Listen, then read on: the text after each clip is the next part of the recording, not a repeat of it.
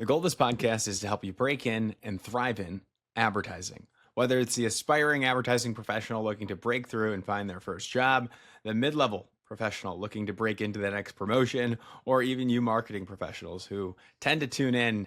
Maybe you're trying to break through and find your next agency partner. We do all this by sharing the stories and advice of those rocking it on the other side. And in this episode, we have on Lisa Hearst. Lisa is the chief client officer for AMP Agency, and she shares her unconventional journey from studying biology to leading client operations in advertising. How do we get there? You'll find out. But initially pursuing a career in medicine, a pivotal hospital internship revealed her true interest maybe lied somewhere else, leading to her roles in product development and brand management at Procter and Gamble. Holy cow. So Lisa's decision to leave the client side to go to the agency side is one we don't hear too often on this podcast. And I've interviewed over 300 people. So you are definitely going to want to listen into this episode if you're interested in account management, how to better your relationships with your current agency partners. All of this is great stuff. And she credits her biology background for teaching her structured problem solving and advises aspiring advertisers to stay curious, embrace feedback, and adapt to industry changes. You're going to love this episode. You're going to learn about how AMP actually became from a merge of 5 different specialized niche agencies and what they're up to today with Lisa and the rest of their C-suite team and their vision. So to connect with Lisa, listen to the end of this episode. We will put her LinkedIn in the description. Feel free to connect with her. Leave a little LinkedIn note saying you listened to her episode. That also goes a long way. Also connect with me, and I can help you out too. Now on with the show. This is the Breaking and Entering Advertising Podcast, and as usual, I'm your accomplice, Gino Schellenberger. Kick it, Mikey.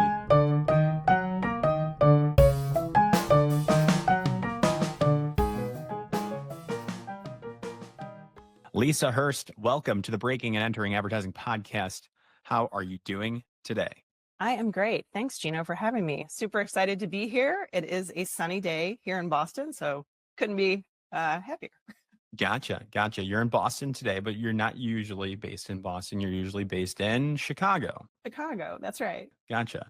So what I'm curious about is your title at AMP, which is Chief Client Officer at AMP Agency, which has recently gone a merger of sorts with multiple agencies where you were at Upshot before for a good amount of time. That's right. And what I also think is really, really incredible about your career is how you started on the brand side and then transitioned into agency life. So usually it's the opposite. Usually it's the other way. Yes. Yeah, I'm an odd one, I guess. That's right. Yeah. Probably, there's probably so many benefits, right, of starting on the brand side. You understand like the strategies, what it's like on the client side. And now when you're talking with clients, it just makes sense, right? You have that foundation. Yeah, I think, Procter & Gamble, when I started there, is still and was like sort of the fundamental place to get your start as it related to brand marketing. That is Totally. the training ground of all training grounds to just learn the fundamentals. Gotta be. So I think as far as a basis for understanding how to understand consumer, how to, sort of glean those insights from understanding who you're talking to, understanding brands, understanding how brands connect with consumers, and then where do you connect? Where do those two intersect, right? And how do they find the consumer in the marketplace? What are the mediums? And so I think that sort of brand building framework is still, I think, fundamental to how we approach marketing at AMP. And it's really based on understanding your who, understanding how your brand, the benefit of your brand connects with that consumer, and culture, which is more important in today's world. And then I think so those fundamentals have never changed for me. I think what's different is how and where and when and in what platform and what medium we connect with those consumers. So how we tell those stories, how we, connect with consumers and where we connect with them is what's different. But like the fundamentals of getting to what is a great idea, what is a brand building, idea, those things I think are still fundamental and haven't changed, which Yeah, I think is it's interesting because I think it just continues to evolve in technology. It really brings back the sort of innovation to how we think about where those ideas live now, which is totally. exciting. Totally. And I think it's like, yeah, like those fundamental truths of brand building and marketing essentials and the basics, like those don't change. And once you understand those, then you can understand technology as it grows too. But then you can then get really creative once you have Yeah. those basics figured out, which they're not very basic, they're very complicated.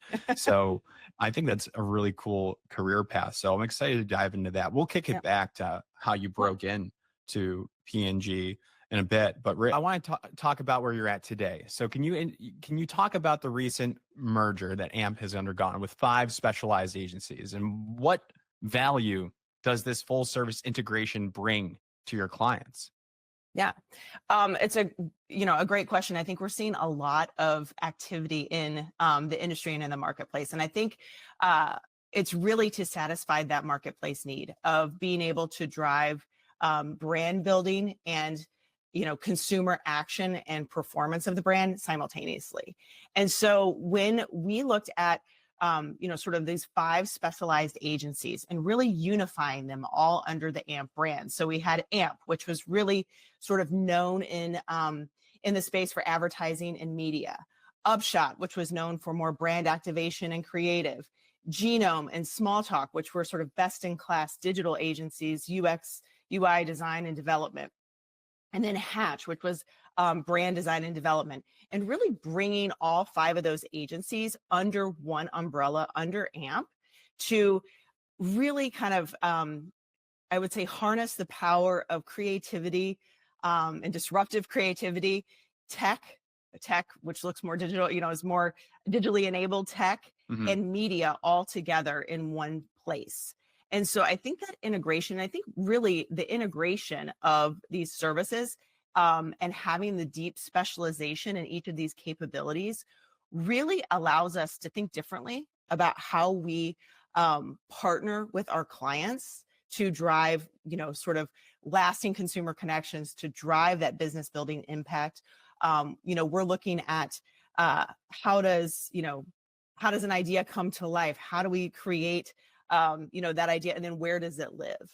And so while I think we have really specialized skills as it relates to these different capabilities, I think the power of the integration of where we have clients, like Amerishon, for example, if you like ramen noodles, one of the key leaders in that space, really taps into all of our capabilities. And I think that really allows us to have a full picture, solve their creative problems. And that's been something that we've kind of built on over the years as our capabilities have grown.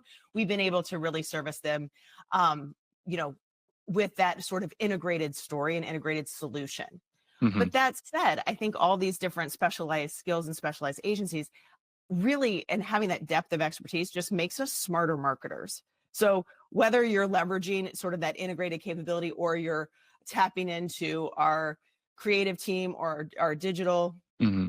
team, having those different experts in the building all under one roof really allows us to think and problem solve your business. I think it makes us smarter marketers, therefore better partners. So I think this was how do we come to market and solve what we think is kind of a gap in the marketplace. Gotcha. So this And occurred around 9 months ago, yeah, maybe like a like year ago. March. Yeah, it was. So we haven't quite hit a year yet. Okay. So, but it's been so far, it's been fantastic. We're seeing a lot of growth within our current clients where we have those deep relationships and really understand their business of saying, hey, let us solve this, or we see a new opportunity for you in social, or we see a new opportunity for you to really drive a different brand experience here. And so it allows us to really think more holistically about how to solve our clients' business needs. Gotcha. So you were at Upshot before this Yeah. merger, correct? Yes, Gotcha. And you were marketing and strategy there, is that correct? that's correct. Yep. Gotcha. So how was that transition from marketing, EVP marketing and strategy to now being chief client officer? I'm assuming there's got to be more clients now. There's So how has that definitely been for more you? clients. I think I think it probably tripled the number of clients that I was overseeing. Oh my goodness. Maybe You gotta even love more it. than that. So I think, this was really like that transition to becoming the chief client officer was really about uh, trying to find ways to better build relationships with our clients, how to better service their needs, how to understand and listen from them what they're looking for, so I can kind of feedback and we can help, sort of guide the agency and what capabilities, where we need to lean in, what skills and what technologies, our clients are looking for, and how do we better solve their problems. Yeah. So I think it's, fundamentally, I think my role is about understanding our clients' needs, understanding the marketplace needs, and figuring out how our agency can help solve them. Love it. Love it. Yeah. I think that, there, to have somebody in that role to make sure you're checking in on your current clients. You said it tripled. You're like a resource for all of the clients. I think that's absolutely important.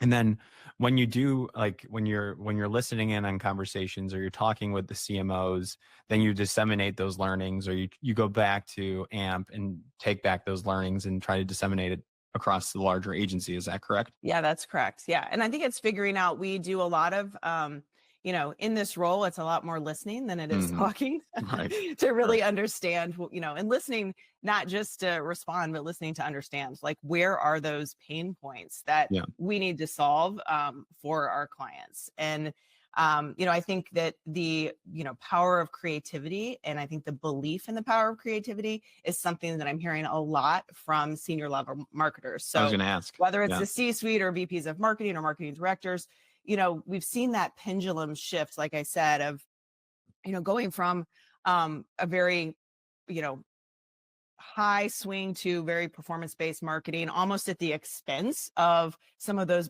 brand building fundamentals we talked about earlier. And I think we're starting to see that shift come to an equilibrium. That's And good. so how do we use the power of our brands, of our clients' brands, how they connect with consumers, and how do we look at the places and spaces where we know are high performing channels?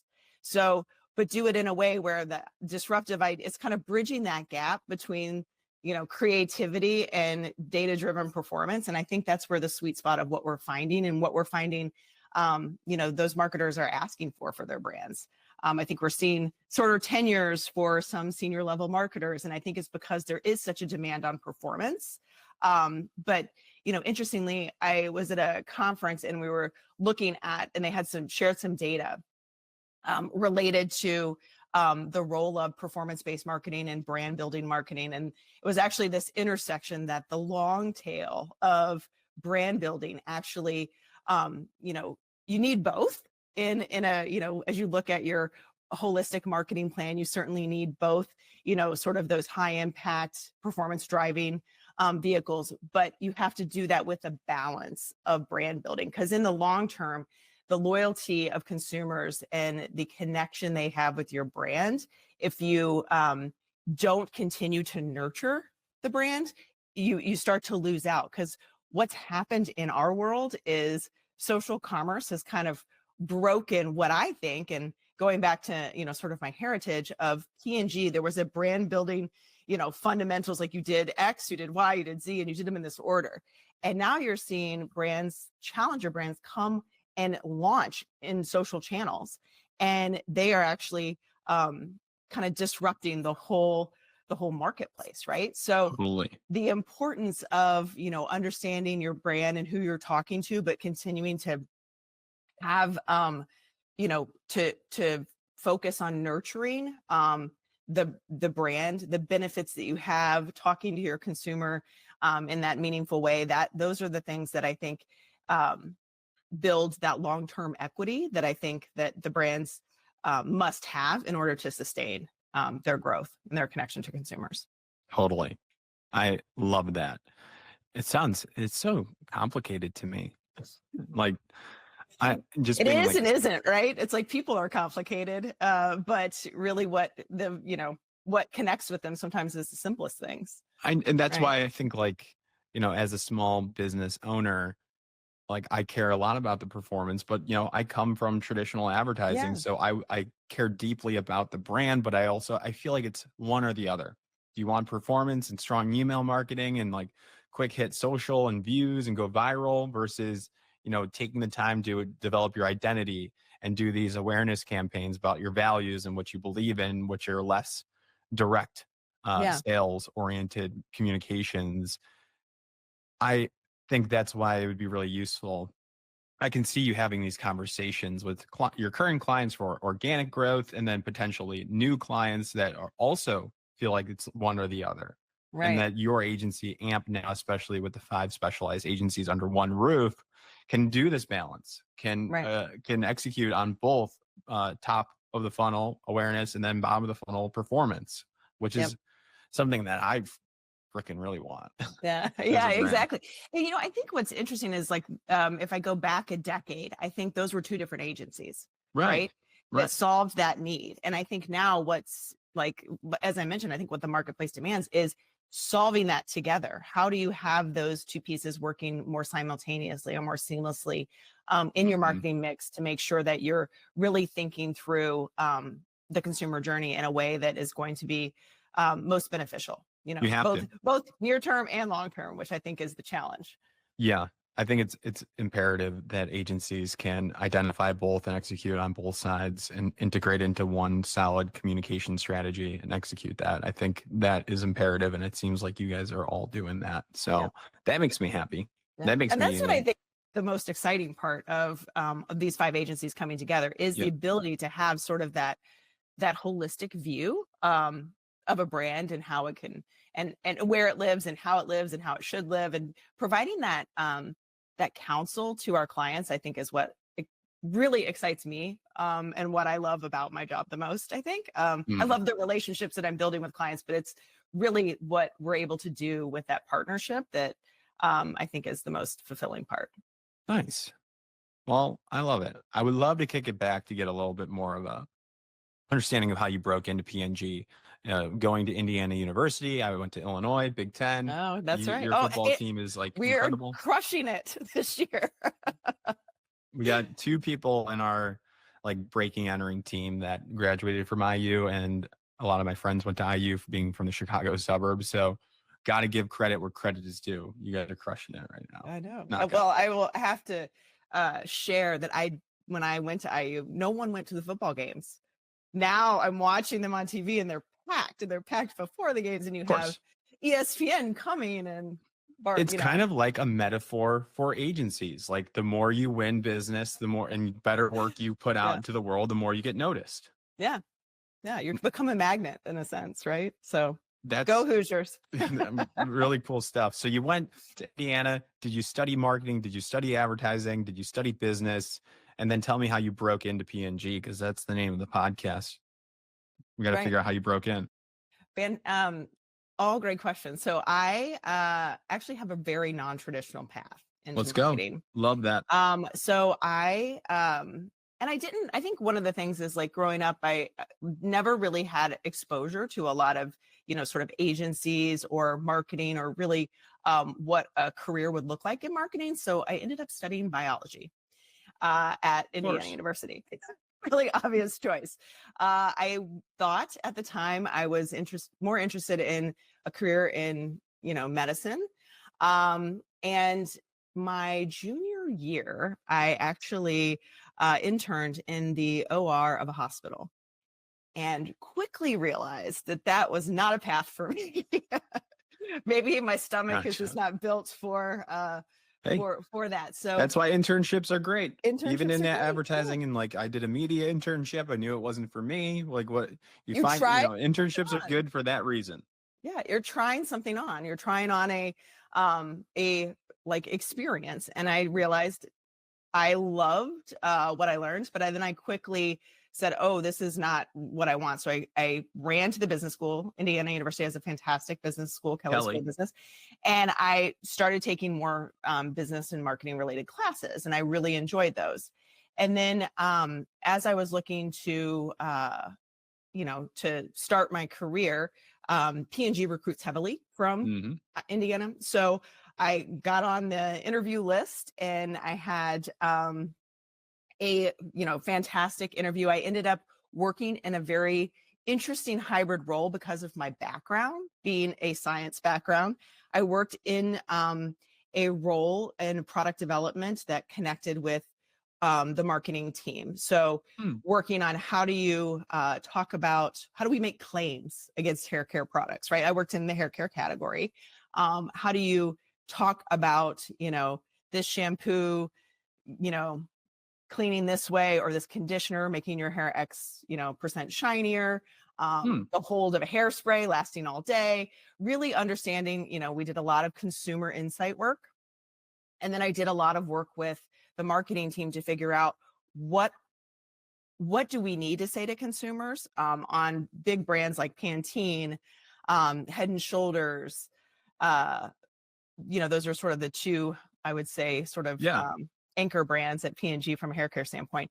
And we talked a lot about, and from that experience, and I was doing a lot of work with the marketing team, and I kind of would jockey back and forth, is I actually found myself really loving the marketing side of it. So I actually worked with the marketing director and transferred into brand management at P&G, which is, again, a little bit of a different path coming from a science background, moving into marketing. And I think,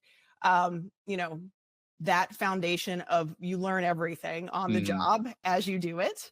And so everything about sort of fundamental branding, brand building, brand management, even general management track. And so from that role at P&G and working in marketing, I got exposure to working with a lot of different agencies, Of course. obviously, where you're Yep. working with, a lot of, different advertising agencies, digital agencies, PR agencies. And, I fell in love with the creative process. And that is why I sort of made the jump from the client side to the agency side, because I really just enjoyed, sort of the creative problem solving aspect. And so Gotcha. while it may seem like a biology degree makes no sense, I actually think I learned a lot about like how to solve problems, kind of Yeah. more rigorous approach to, creative thinking and creative problem solving. And that really is the aspect of my background that transferred into marketing. Totally. Yeah. That's incredible. When was the switch again? When did you have that internship at the OR and you realized?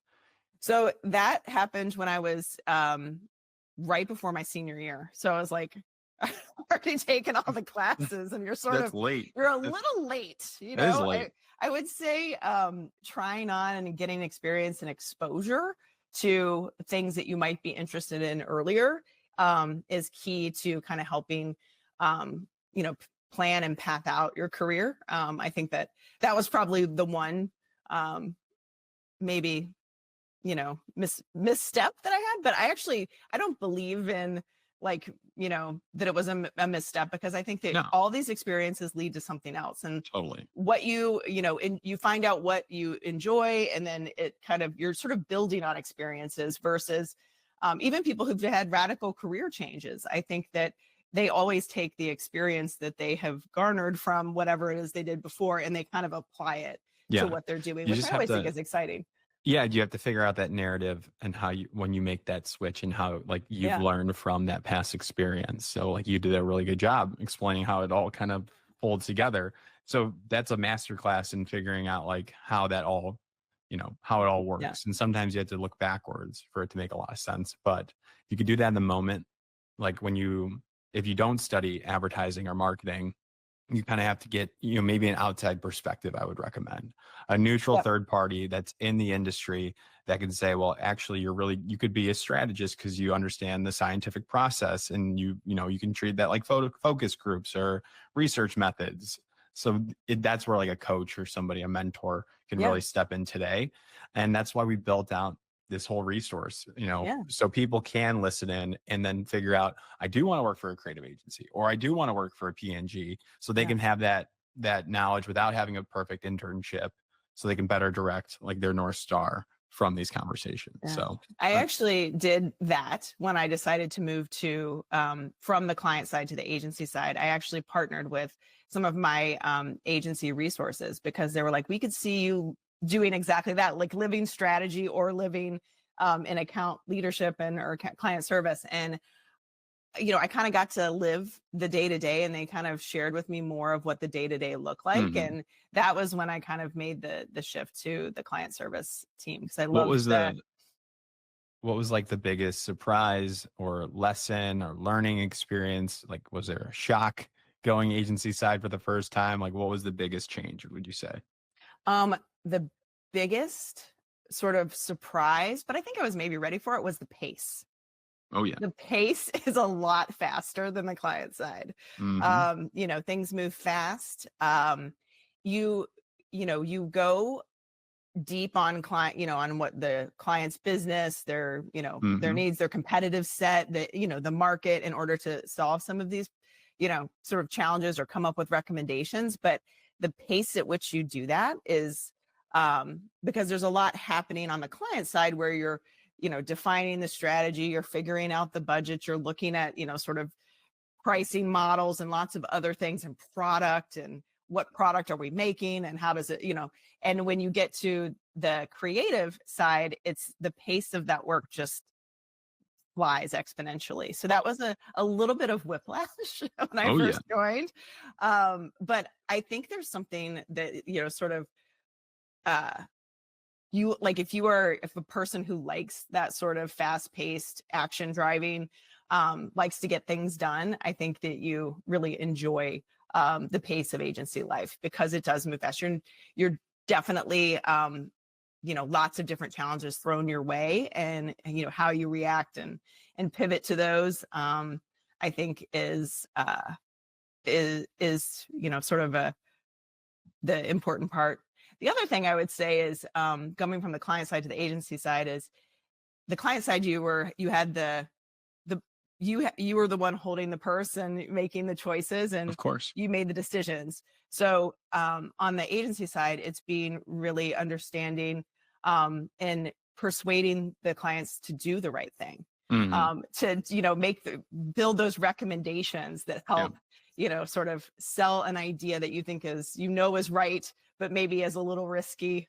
Those are some fun meetings. And I think when you have great relationships with clients who trust you, they see the value in pushing to the edge a little bit. And I think those are the really exciting brands to work on, where you can kind of push, and take a couple risks. And sometimes we do that in a very calculated way, where it's like, okay, let's just carve out a little bit of budget to do a little test and learn and see how this resonates in this market. And so, there's always great things to learn from Hmm. doing those. Um, Got it. Would you recommend this break-in strategy today?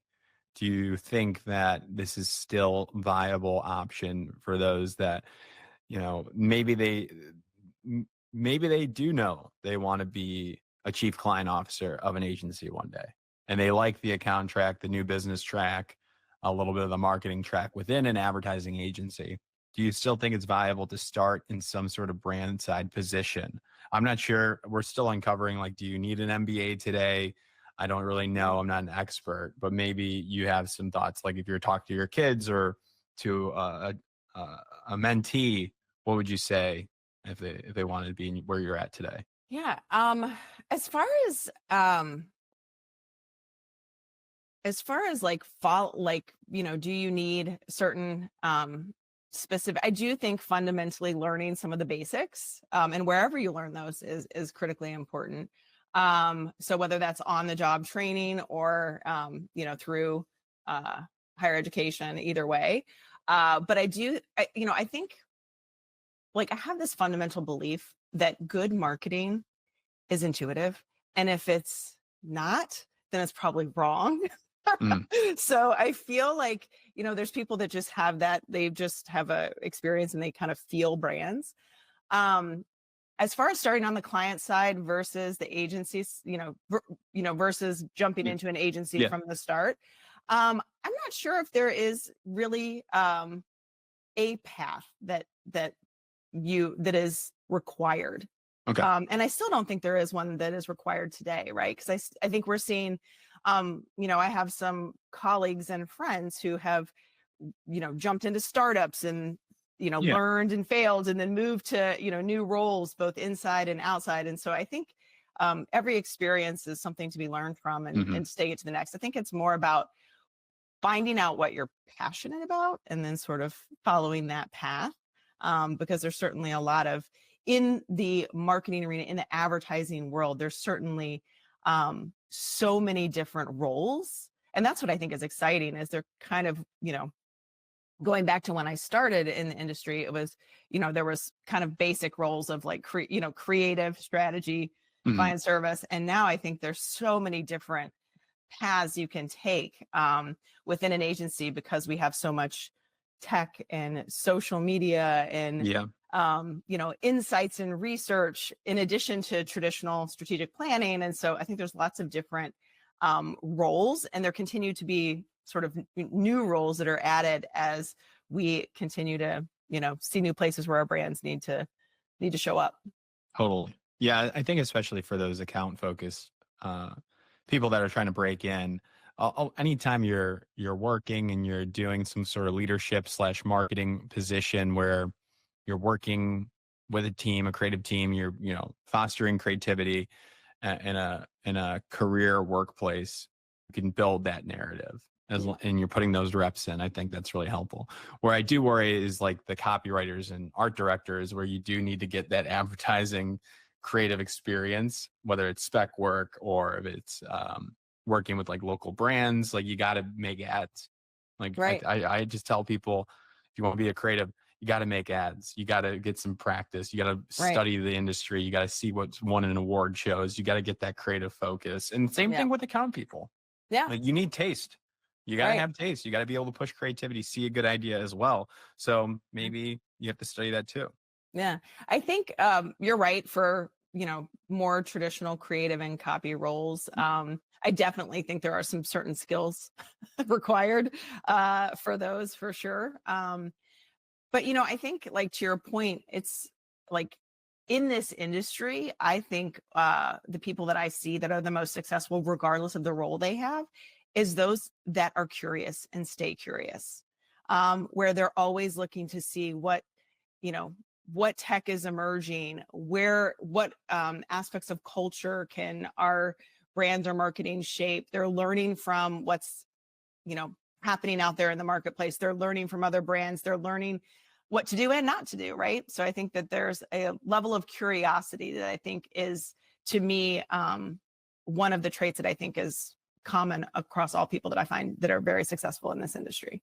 Absolutely. Wonderful. Well, Lisa, is there anything else that you want to get out to the world that we did not go over? I have a pretty good understanding of AMP and where you all stand in the Yeah. agency landscape. I think it's really great what you guys are doing. I'm excited. It's only been 9 months since the merger, so I know you will all be successful. But is there anything else that I missed on this conversation? No, I think it's been fun having a conversation talking about, sort of the road to get here. And I think, I think we're set up for success on the path that we have moving forward at AMP. I think that's the one, I think curiosity is one thing. And then the ability to be flexible is the other thing that this industry requires. Those would be probably my two biggest pieces of advice. Wonderful. Love it. Love it. How can people reach out to you, Lisa? You can reach out to me on LinkedIn. Lisa Hearst is, or you can obviously reach me at AMP Agency. It's lhurst@ampagency.com. Wonderful. Love to chat marketing with anyone. And, I think that that's one of the things I love mentoring, sort of people coming into this industry and seeing what they can do. So love to share my experiences and be of any help Perfect. with others Well, on their journey. Well, I'm excited. Thank you so much for coming on the show, Lisa. Have a great day and the rest of the day in Boston. Thanks, Gino.